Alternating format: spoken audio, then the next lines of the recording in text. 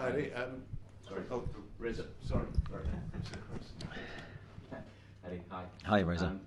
The injury situation, firstly, Chris Wood, he wasn't available on Monday. Will he be fit for the weekend? We're going to try him today in training, see how he looks. As we said at the time, I don't think it's a serious injury, so fingers crossed he comes through training today. Is Fabian Schär okay as well?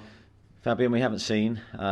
We're following concussion protocols, so I believe he may be doing something outside today, but yeah, as I said, we're following the protocols closely, and again, I think that'll be a late decision on Fabian. Are there any fresh injuries ahead of Burnley? Ryan Fraser might be out of the game. He came on, he just had a slight awareness in his hamstring. I don't think there's any massive re-injury, but I think an awareness in his hamstring again. It could, for some of your players, be the final game of their Newcastle careers on Sunday. You've been quite consistent with your team selection over the last few weeks and months, but could you possibly see some changes and maybe some of those fringe players that haven't featured getting some time on the pitch this weekend? No, we'll pick our strongest team. We'll try and win the game. There's no let up from our perspective, determined to try and end the season on a high. So, yeah, no, we'll play our strongest team, and tactically we try and get it right. We know Burnley's a very difficult game, a totally different challenge this game because of what's at stake, and we know that from previous experience we need to be mentally right, because it could be a tough day for us if we're not. And Burnley's draw with Aston Villa on Thursday night took them out of the relegation zone, but as you pointed out, there will be something riding on the outcome of your game for them. What's it like for you as the manager of the other team going into a match when there's so much at stake for your opponents? Well, we've had it this season, you know, so we go into some games, and majority of games I'd say this season has been us fighting for points, determined to try and lift ourselves out of a very difficult situation, and we know the atmosphere that has been at St James's and what that's created for the opposition. My mind flicks back to the Everton game, where I don't think we handled that game particularly well, where the crowd were, the Everton crowd were absolutely united in their purpose to alleviate their team out of relegation trouble. So we've had that experience, and I think we need to tap back into that and make sure we learn the lessons from that game. You had a spell at Burnley as manager, about 18 months, wasn't it, a decade ago. How important was your time there in shaping you as a coach and informing what came next in your managerial career? Yeah, it was a massive learning curve for me. I think it was a wonderful opportunity. I respect everyone at Burnley, the owners, the people that gave me the chance to work there, and I really enjoyed it, albeit in the team was in transition. We had a lot of changes to make, not just on the pitch but off the pitch as well. So I say when I went back to Bournemouth, I was a much better manager for that experience. I learnt a lot, but very grateful for the opportunity. Sunday's match will be the final game of Matt Targett's loan spell with you from Aston Villa. When do you think you will make a firm decision on what happens with him in the future regarding possibly coming back next season? Well, I'll be sitting down with all my players at the end of the season and discussing the future. I'll be doing the same with Matt. I think it's only right that we get the season out of the way first, let him concentrate on the games and the football, and then we'll discuss things. How successful, though, do you think his time here has been? Because some loan moves don't work out, others do. His seems to have gone rather well for you. Yeah, he's been outstanding, and I think the biggest compliment I can pay any loan player is, for me, I view him as an integral member of the squad. His attitude, conduct, performances, consistency have been at the highest level. We really like him. I think he's gelled really well with the squad. I think he's very popular within the building here. So yeah, can't speak highly enough of him. And finally, just a question for our colleagues in BBC News. There's been some criticism, including from Amnesty International, of one of the change kits for next season, which is in green and white, and there's a striking resemblance to a Saudi Arabia kit. Firstly, how aware are you of those criticisms, and what's your view on it? Yeah, I'm aware of the criticisms. I think from my perspective, it's not something I've had any control over. We're very aware when we went to Saudi Arabia that the interest in Newcastle is huge. And I make an assumption here, but I think our kit manufacturers have probably acknowledged that, and hence why we've ended up where we are. Thank you. No problem. Chris. Hi, Eddie. If I can pick up on the Burnley angle and the fact that you were manager there. You say you're going to go with the strongest team, you want to win the game. What would your emotions be if your win sends them down? I think I have to be absolutely clinical in my approach to the game. Here to win the game for Newcastle, and we're determined to do that. We will prepare as best we can. Determined to try and have a very similar performance to Arsenal in terms of mentality and attitude to the game. So the only thoughts I have are for Newcastle, not for Burnley. If Chris Wood plays and scores, would you expect him to celebrate? I don't know how Chris will approach that moment if it happens. That's for him to decide individually. I think he's very, knowing Chris and speaking to him, he's very respectful for Burnley. He's had a brilliant time there, and he's a very, very good professional. So his thoughts will be again for Newcastle, for the team that he's playing for now. But as I say, very respectful for the team that he left. You've touched just now on playing in these kind of games, or managing in these kind of games. Last day scenarios where something is at stake.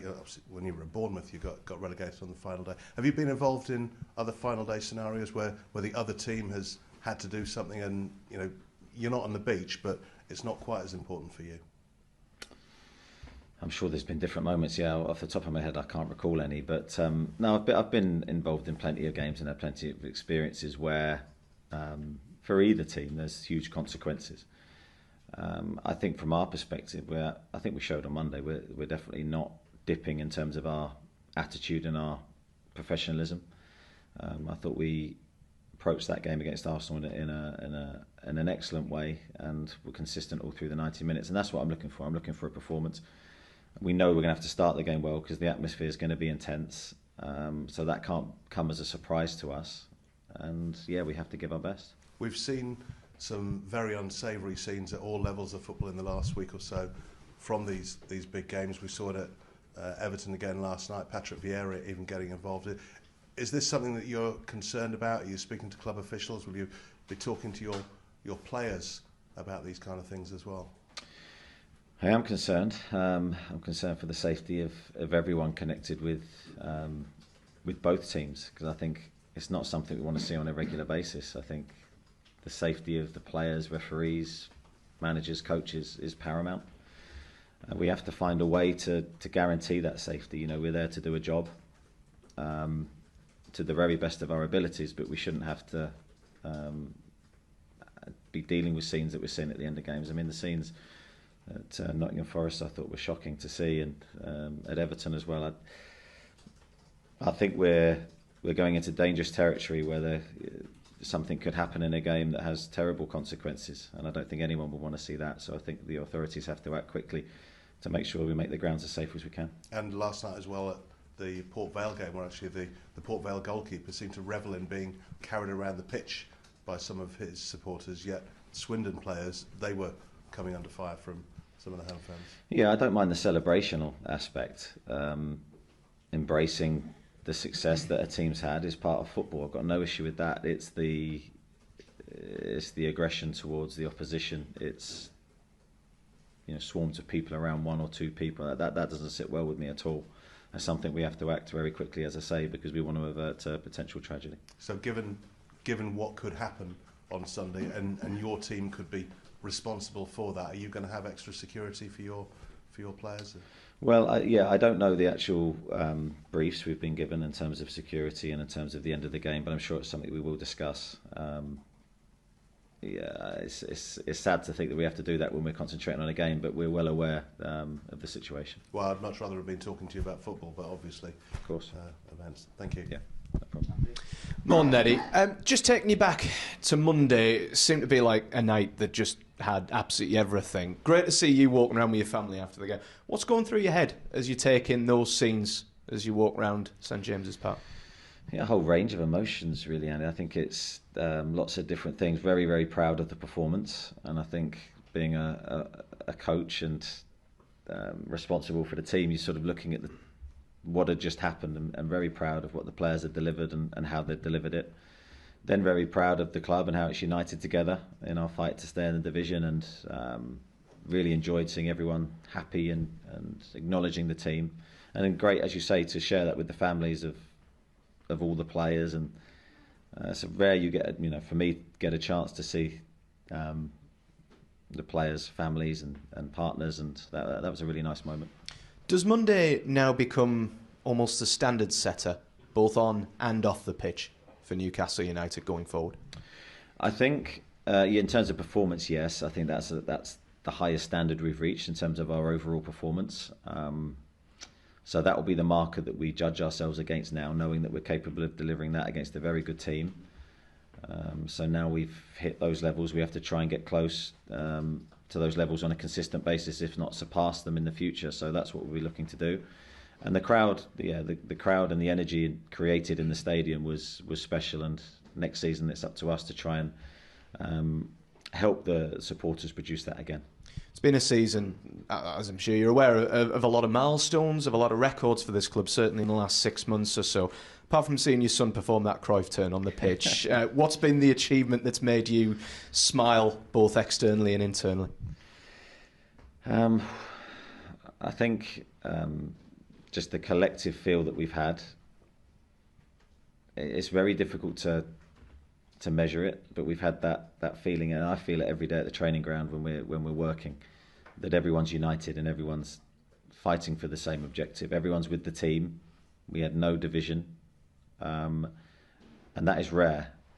And if you have that, you've got to try and keep it at all costs, because that's what's got us the success that we've had. So the unity, I know it's a well overused word, but we have had it every day here at the training ground, and that's then carried through to the game. So that for me has been the most pleasing thing. One on Burnley in a second, but we were speaking with Joe Linton last week and asked him about next season. What are the aims for next season? And he was pretty unequivocal in saying, we want to fight for Europa League. What are your thoughts on that? He's a good guy, Joe, and he's very positive and optimistic, and I think we should be, and I've got no issue with that, and I want to harness that. I want my squad to be confident, ambitious. They have to believe in big things, and we have to set targets internally. I'd rather stay internal than external, because we have to also manage the expectation around the team, because we don't want them to play under an unnecessary burden and an unnecessary pressure that actually hampers our performance. So creating that mix is important, and I'd much prefer to keep things in-house. Just on Burnley, a lot of talk is about how Newcastle are going to go to Turf Moor and try and be party poopers. I don't see that necessarily as incentive. Surely the incentive is trying to finish in the top 10 for Newcastle, isn't it? The incentive for us is nothing to do with Burnley. It's to do with us, and it's to do with our own objectives and targets. That's the only way I work. I respect our opposition. I respect Burnley as a football club, and I know the position that they're in. But we have a job to do. We represent Newcastle, and as I've said many times, we're very proud to do that, and we have to give our best. But if Newcastle win, a couple of results go Newcastle's way, a top 10 finish is possible. You must be delighted with that going into the final day. Well, it's an opportunity, to finish in the top 10 should not be underestimated, and we'll give our all to try and achieve it. Just very finally, I know a lot of supporters for once are looking forward to the summer for Newcastle United. Can you look forward to the summer? Are you looking forward to the summer or not?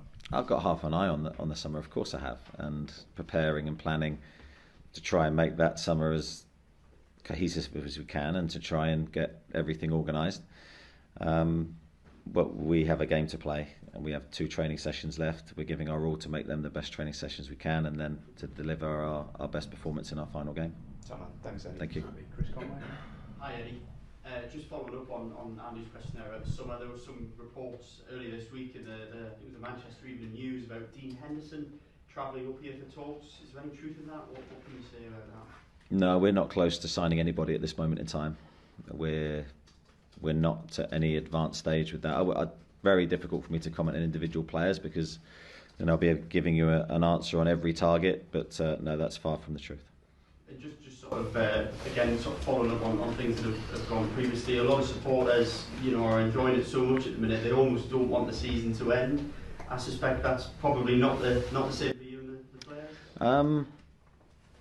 Probably the players would welcome the break. I think it's been an intense season. Of course, they their season's been longer than mine. I think for me, I would quite gladly carry on. I feel energised by the job, and ready to keep going. But I think the players themselves have had both emotions this season, so I think they're ready for a break. Some will go on to some internationals, some will have a rest. The main objective is that we come back from pre-season and we're fit and ready to go again. Thanks, broadcasters. Questions from the floor? Miles? You mentioned pre-season there. We understand the tournament in the USA has fallen through. Can you give an update on what your pre-season plans are? Well, our pre-season plans are at the moment without a tour at the moment, but we plan on adding one to the schedule. We're going through various options at the moment to try and find the right place to go with everything that we want in that 7 to 10 days. So we're trying to figure out what we do next. It's a shame, very disappointed that the tour was cancelled, because they'd been in the pipeline for a long time. So it's a huge disappointment to see that cancelled at the last minute. Eddie, when you look at the situation in Burnley and later in this weekend, was it always at the back of your mind that it could be you, and having been through it 2 years ago, how relieved are you that it's not? Yeah, no, we did. We were prepared, and at one stage, definitely, if you'd have offered us the last day with a chance to stay up if we won that game, then we'd have taken it, because we were so far back that seemed success at the time. Now, of course, since then we've gone on this incredible run. We've done the players have done an amazing job to get the job done early, and now we're not in that position. And I can tell you from my experiences in that's an amazing feeling. Ian Meta? First, can I apologise? Couldn't make it on Wednesday. I was very disappointed you weren't there. I thought you would be. You were missed. Thank you. With the exception of Jurgen Klopp and Pep Guardiola, you've probably been lauded by your club's fans more than anyone else. Can you? How long can you ride that wave of euphoria? And secondly, I was going to ask you was can you quantify what it does in terms of results, that atmosphere that you have? Can you put a measurement on it almost? Well, hopefully we can ride the feeling for a long time. I think the club's has been in a great place in recent weeks with performances, unity, as I've said earlier, the momentum that winning brings. So hopefully we can ride that into next season, and we're going to need to, because the game only gets harder, it doesn't get easier. Can I quantify the feeling of the supporters? Was that your second question? Yeah. Just how much does it contribute to the home form? It contributes massively, and I think you can't underestimate that. We don't underestimate. St James's Park has been a brilliant place for us to play in. We've had success. We've got points there. Key games we've won. Tight matches that have just swung our favour. And for me, in part, that's down to the supporters and the players feeding off that energy. And it's been vital to us. Have you spoken to Kevin Keegan by any chance about it, or people about that time? Because there is a similarity between now and mid-90s. Yeah, I have spoke to Kevin when I first got the job. He was one of my first calls. We had a really good conversation, and he's someone that I'll be speaking to again. He's someone, of course, I respect, and with his association with the club, it would be foolish of me not to tap into his knowledge. Martin Hardy? So it's a slight different tact, Eddie. In terms of Sunday, how great is the worry and the fact that the teams have to go back to the corner of the stadium? Is that a great concern as well? Because if a pitch invasion was to take place, you might be fairly stranded. Yeah, it's the logistics of the stadium unfortunately mean that you don't have a quick exit from my perspective as the manager and the coaching staff. Obviously know the stadium well, so that is a concern, but I don't want to build it up too much. I hope that things are put in place that we can guarantee the safety of not just thinking of me, but of my players. But really, the focus should be on our performance and making sure that we give our best. When you see that Patrick Vieira incident, does that worry you though?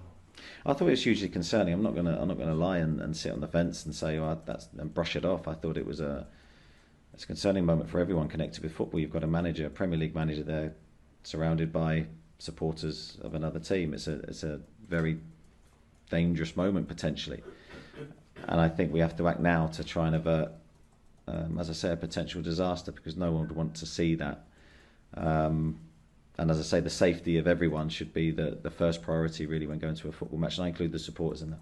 When you say act now, do you have any idea what could be done? Well, I don't. That's not my field, but I think it's the responsibilities of the club, and police and stewards to create a safe environment for everyone. Can you understand that Vieira kicked out in kind of defence? It's difficult. You can't condone the reaction. I think that's difficult for me to do. I'm not going to condone that, but I think he's put in a very, very difficult situation. Jordan and then Craig. Just one on the potential outgoing. Kieran Clark was linked with West Brom this morning. Given he was left out of the 25-man squad, if an opportunity arises for him to leave the club this summer, would you be willing to let him go? I won't speak about individual players at this time. I'll do that at a later date. But at this time, I think it's difficult for me to comment. George Colkin. So logistically, what happens after Sunday? Do you report back, and is that when you have those conversations, or do you do it virtually? How does that happen? I will be speaking with players in the next few days, linking it around the game. Obviously, I won't be speaking to any of the players that are playing in the match or involved in the match before the game. I'll be speaking to them afterwards. But players that potentially are injured and not involved in the game, I will be having discussions earlier. Lee Ryder. Eddie, you've had a lot of different captains this season, two or three or four, I can't quite remember, it's been a long season, but Jamal Lascelles, is he someone you see long term being a club captain? Yeah. I have to say Jamal has been an exceptional captain for us, and the biggest compliment I can give him is when he was out of the team, and I think when you're captain of the club, you're out the team, how do you act in that moment? And that was a real test of his leadership. I have to say he responded brilliantly to that moment, to that challenge, and for me it elevated him as a captain because of that. He was positive, he led really, really well around the group, and it's very easy to fall into your own psychology or thinking if you're disappointed you're not playing and let that affect you negatively. He didn't. So for me, as I say, he elevated his leadership. He's been a brilliant captain when he's been on the pitch. He's been an excellent captain off the pitch. And it's not ideal that the armband changes around. You want a consistent leader in your group, but actually one of the benefits of that happening is that it's inspired leadership from other people. So Callum took the armband the other night and I felt led the team really, really well. So it's the more leaders I can have in the group, the better, and the more success we'll have. Kieran? Eddie, I know you can't speak about individuals, but for one or two it might be the last time they're in the matchday squad on Sunday. Some of these players have been here for years, they know what it means to play for the club. There's a real togetherness and spirit. I mean, how conscious of you are bringing in characters who can step up and they go, that retain that kind of feel? It's quite unique. Yeah, I think it's vitally important that anyone we recruit understands what it means to play for the badge, for the club, and carries that burden that the badge brings and the club brings, but in a positive way. And I think all the players we brought in January have done that. You see the passion in Bruno on Monday after the game. You see his feelings of positivity when winning the game, and so he knows he has that feeling inside of him that you need to play for Newcastle. So we will take that very seriously, and anyone we bring in needs to understand when they enter the building here what it means to everybody. I know you can't plan for what's going to happen this summer, but do you think it would be as intense as January? Do you think it being longer helps at all? Better off asking that after, in retrospect, because it's very difficult to predict. January was very difficult for a whole host of reasons. It was very intense. I think linked to our league position, to be honest. I think it created a necessity to act and to do things, and thankfully it was very successful. But this is a different window, and it's now we start again, we start afresh. But we have work to do, so it'll be interesting to see how it pans out. Matty? If I could just ask you about the job Mike Jackson's done at Burnley, in some respects similar to you having to come into a Premier League team and keep them up effectively? Have you made this job? Yeah, I think he's done very, very well. I think he's come in with his own ideas. I think you can see a slight shift in how they've played.